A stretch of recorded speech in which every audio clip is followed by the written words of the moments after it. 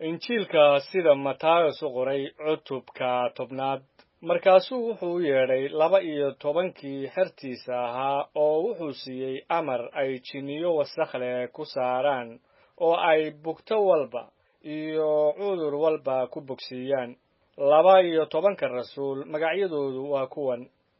kan ugu horeeya waa Simon kan Butros loo oran jiray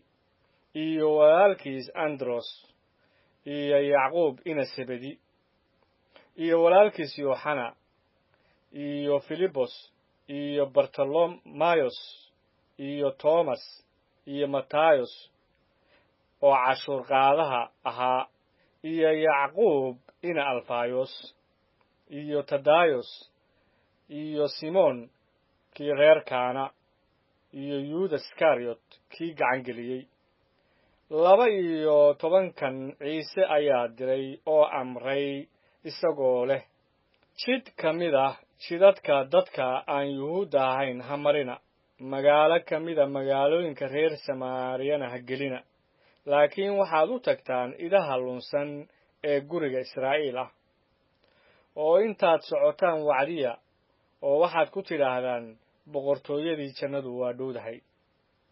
kuwa bukana bogsiya kuwa dhintayna sare kiciya kuwa baraska lehna nadiifiya jinniyadana saara hadiyad ahaan baad ku hesheen ee hadiyad ahaan ku siiya dahab ama lacag ama naxaas kiishadihiinna ha ku haysanina qandina jidka ha ku qaadanina ama 2 khamiis ama kabo ama ul waayo shaqaaluhu cuntadiisa ayuu istaahilaa magaalo magaaladaad gashaan iyo tuulaba ka doona mid istaahila oo halkaas jooga ilaa aad ka tegaysaan goortaad guriga gelaysaan nabdaadiya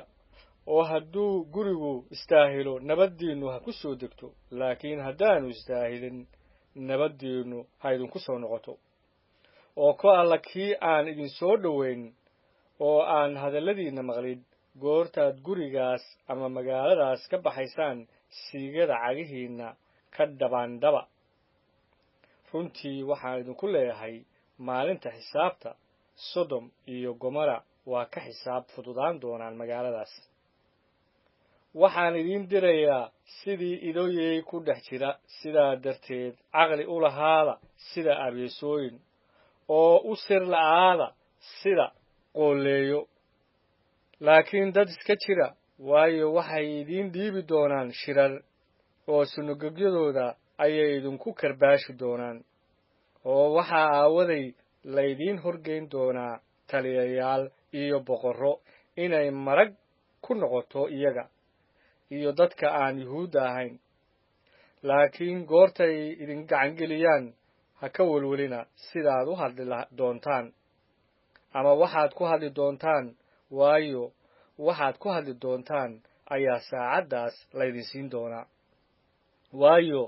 ma aha idinka kuwa hadlaya laakiin waa ruuxa aabihiinna kan idinka dhex hadlaya walaalba walaalkiis wuxuu u dhiibi doonaa in la dilo aabbana wiilkiisa carruurna waalidkood ayay ku kici doonaan oo dhimashay gaadhsiin doonaan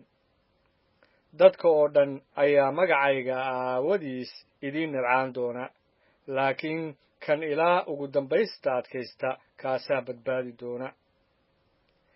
laakiin goortay magaaladan idinku silciyaan tan kale oo carara waayo runtii waxaan idinku leeyahay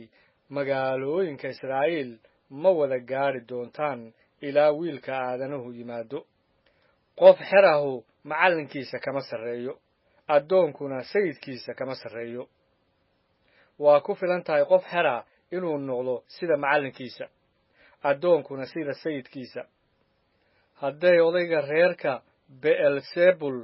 ugu yeedhaan intee ka badan ayay ugu yeedhi doonaan kuwa gurigiisa jooga sidaa darteed ha ka baqina waayo wax daboolan ma jiro oo aan soo muuqan doonin wax qarsoonna ma jiro oo aan la garan doonin waxaan gurcurka idinku sheego iftiinka ku dhaha oo waxaad dhegta ka maqashaanna guryaha dushooda kaga dhawaaqa ha ka baqina kuwa jidhka dila laakiin aan karin inay nafta dilaan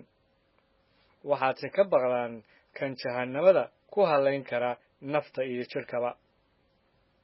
2 shimbirood miyaan beesad lagu iibin midoodna dhulka ku dhici mayso amarka aabbihiin la'aantiis timaha madaxiina oo dhan waa tirsan yihiin sidaa darteed ha baqina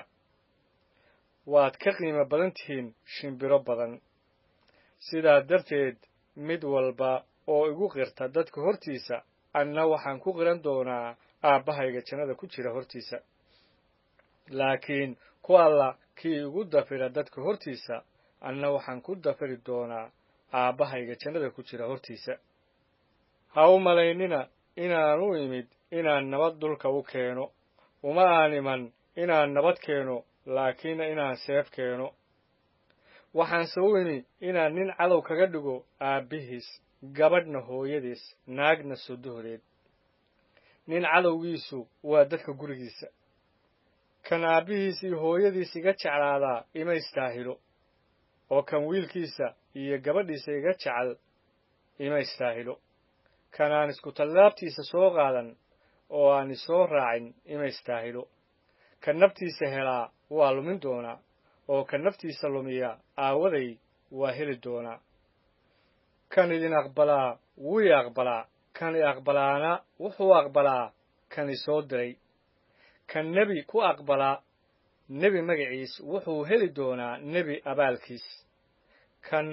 qof xaqa ku aqbalaa qof xaqa magaciis wuxuu heli doonaa qof xaqa abaalkiis